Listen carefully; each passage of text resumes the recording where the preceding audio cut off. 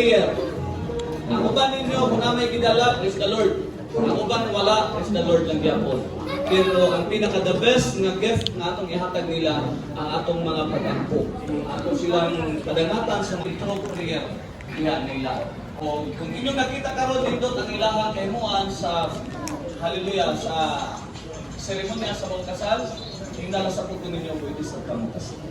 All that time. Ako yatag ni Pastor Martin, siya mo bless ani nga managtiayon, kitang tanan magpadangat sa mga panalangin nga ang tanan nga kahimuan, grasya gikan sa Ginoo ipaabot sa managtiayong kakalbo. Okay? Dari? Praise God. May hapon ng son. Sige, atong isa itong mga kamot. Let's release blessing. Whatever come out to your mouth ng igsoon, sa ka nakadakong mga declaration para ang duha ka magtiayon mga igsoon. Tabangan ako. Hallelujah. Amahan nga nasa langit, Diyos ka nabalaan, matinud-anon, gamahanan, ug labang mo kagagawin. Ikaw Ginoo nasayod ug kining taknaa, imong giset para ning duha. At kinabuhi Ginoo imong giusa.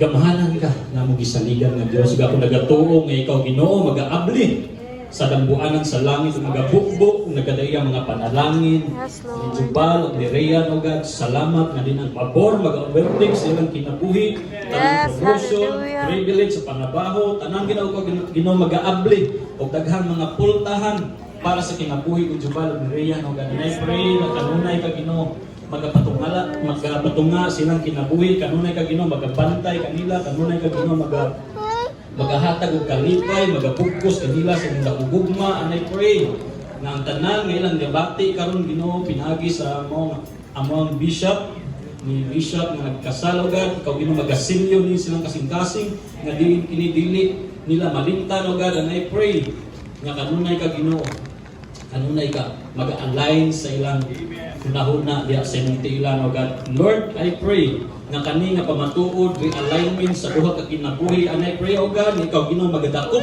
pinagi sa imong glory o God, nga din sila imong pagkusog kanunay diha sa imong tiilan ug sila kanunay mapadayon sa pangalagad diha kanimo o God.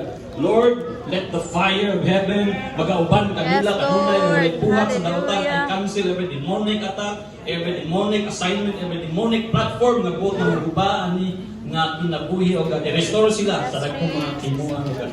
In Jesus' mighty name. Everybody say, Amen. Amen. Hallelujah. Thank you. Please